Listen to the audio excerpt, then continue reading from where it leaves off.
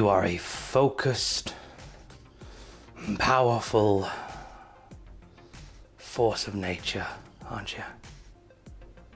Here's some wrestling news. A top Raw star wants to go back to NXT. AEW comments on suspending Jimmy Havoc and Sammy Guevara. And an absent WWE star is filming a new TV show. We'll talk about it in a bit. We seem to talk a lot about folk from Raw and SmackDown asking, in some cases begging and pleading, to be removed from the main roster and return to NXT, where the fun things happen. And that continues today, as Kevin Owens was talking to CBS Sport recently about a conversation that he had with Vince McMahon. Quote, for a while there, it looked like I was going to head back to NXT. I'd even discussed it with Vince McMahon and stuff like that. I was excited about it. I didn't know if it would have been a long or a short-term thing.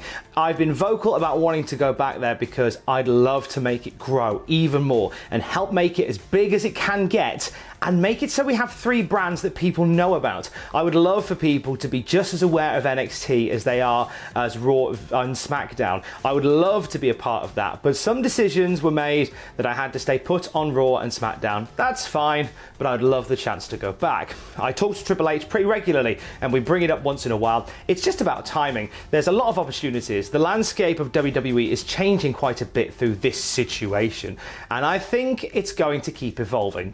The ideal scenario for me would be for NXT to be viewed as a 3rd brand. And if it's not already, it's pretty close. I'd love to be part of anything. I'd love to contribute to SmackDown, to Raw, to NXT. I just want to go where I'm needed to try and make a difference. Now, back in November, Kevin Owens did a one-night return to NXT as the mystery entrant for the War Games team led by Ciampa. And you could tell by the reaction from the crowd that they love the idea of Owens being back on NXT. And you know what? The feeling was mutual. You could see in the face of Owens and in the talk that he did afterwards on the YouTube channel. There's a great video of Owens and Team Ciampa talking, and Owens is so passionate about being back in NXT. He does a swear. That's a fine, that's a paddling. So he got told off for that. But the passion that Owens has for the NXT brand is really obvious. I think everybody feels like that within WWE. I think they see a lot that goes on in NXT, and it's not just a case that it's a hot brand that a lot of people want to be associated with, but also a lot of people want to go there because of the caliber of people who are there and the chance to work with them. That's part of the reason why Finn Balor went back. Balor went there to obviously be a name for when they launched onto the USA Network, but also to work with some of these younger guys and bring people along. And he's had some great matches so far. And Owens doing something similar to Balor, maybe when things get a little bit more back to normal, I think would be a benefit to NXT. AEW Fight for the Fallen tonight. We'll go through the card in just a bit, but Tony Khan was talking to the New York Post, not just about Fight for the Fallen, but about a whole number of things. And one of the things that was mentioned was the suspension of Jimmy Havoc and Sammy Guevara. And Tony Khan talked about it. Khan said,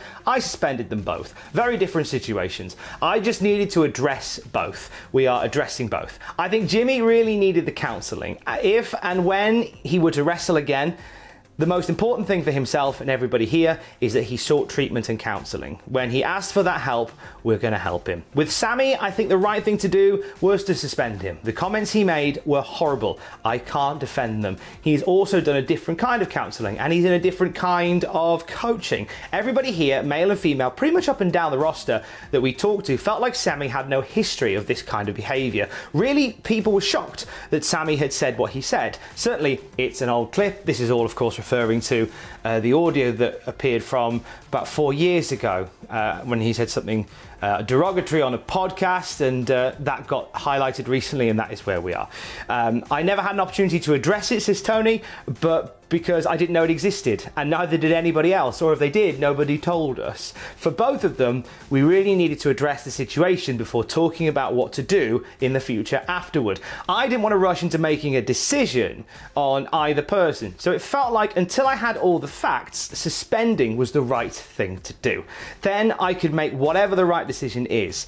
I knew the right decision wasn't for those guys to just come to TV and not address this stuff. So Khan speaking quite openly about the situation with Sammy Guevara and Jimmy Havoc right now. Also talked about Pac for a very different reason. Pac hasn't been on AEW TV for obvious reasons, but he breaks down some of that reasoning here, saying, I really miss Pac a lot. Right now, the border is not a great situation. As I understand it, if he were to go back to England, if he were to come here and he was able to get in, do a quarantine after travel, then he would also, when he tried to go home, be in a 2-week quarantine before he could do anything else. So it just doesn't seem like a sustainable situation right now because Pac lives in England. So until travel is sustainable and he could do what he used to do, which is come here, stay, do a few shows, then go back to England and commute across the Atlantic, it's very challenging right now. Until it becomes safe to travel back and forth for Pac to make those trips internationally, until the border is really ready, I don't think we can rush him back, even though we would love to have him. So Pac's still very much part of plans for the future of AEW. Obviously right now, that's probably not the case until everything gets a bit more back to normal. Khan was also on the AEW YouTube channel alongside Conrad Thompson and Eric Bischoff, and they were talking about Fight for the Fallen and making their predictions. And it was during this conversation that Eric Bischoff mentioned something that caught my ear, and many others' ears as well, where he says one of the things that has distinguished AEW from everybody else, he goes on to say, is the way that they shoot the show. He says that it feels gritty enough to convince him that it's live. But when asked about like how he consumed the show, Eric Bischoff said, when I was with WWE last year, I sat down and watched both shows side by side. As I was working with WWE at the time, I was watching it in a writers' conference room with a bunch of other writers. So obviously, we kind of knew this anyway. The WWE played it down. They are keeping a closer eye on AEW than they're making out to. But you can watch Tony Khan, Conrad Thompson and Bischoff predict stuff for Fight for the Fallen on their YouTube channel right now. In terms of Fight for the Fallen, this is how it shakes down tonight. The Nightmare Sisters are in action. Ali and Brandy Rhodes, we don't know their opponents yet. The Elite, Kenny Omega, Matt Jackson and Nick Jackson are facing the Jurassic Express. 6-man shenanigans that should be good fun. There's 3 matches here that could potentially steal the show, but I think FTR versus Lucha Brothers, spicy little number that. Spicy little number. The TNT Championship is on the line. Cody is defending against Sonny Kiss. And in the main event, the AEW World title is on the line as Jon Moxley defends against Brian Cage, the FTW champion, alongside Taz. Fight for the Fallen graded tomorrow with Jack the Jobber, who's back from his time away, and he's going to be breaking down every part of AEW just for you. Also, Ross is going to be along with the AEW TF moments. Anything wild and woolly that happened at Fight for the Fallen, Ross has got you covered. Meanwhile, on NXT, Robert Stone has been punting out for potential new clients. Well, he hasn't. His nurse Suzanne has, because he's still recouping from getting battered at the Great American Bash and getting run over by a tank.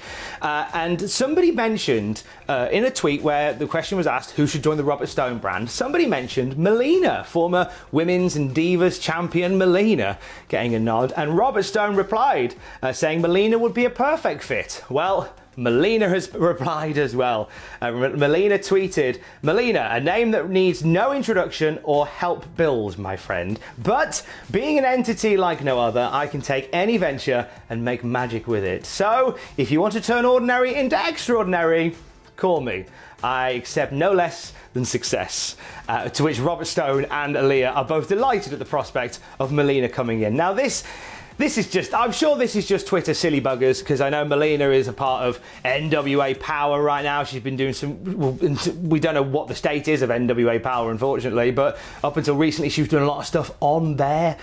So I don't think there's any plans for her to come back, but you never say never with WWE. And it would be interesting to see someone like Melina, who was like a very much a star in the women's division, sort of the mid-noughties in WWE, would be a nice fit for the whole Robert Stone brand thing. It's not a bad shout. And finalement, as we know, Charlotte Flair is off TV recouping at the moment. We send Charlotte all the very best. But while she's off, she's working on some non-WWE endeavours. Now, there was talk that there was a reality TV show featuring Charlotte Flair on the horizon. Ryan Satin has given us a little bit more info on this and said, from what I've heard, it's not a reality show as reported. It's a scripted show with a big network. Still trying to get more details and confirmation though. So it looks as if Charlotte could be doing something a little bit bigger than just a reality show. Not that there's anything wrong with doing a reality show. You know, I love Revenge Body as much as the next person. But it's nice to see that Charlotte might be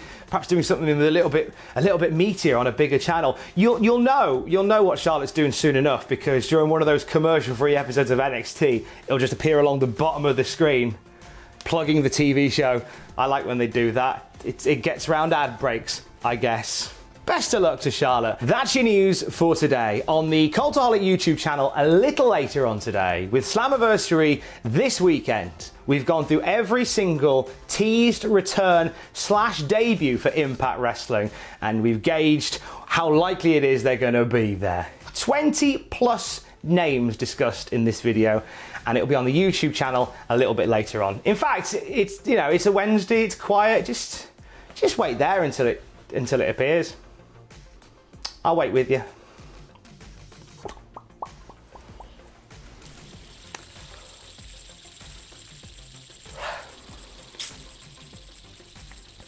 This video will end when this fidget spinner stops. And no sooner. Owen, don't cut a second of this out. This video will end when the spinner stops. It's not stopped yet. Owen, it's not stopped yet. Still going, Owen. Don't even think about it. It's still going.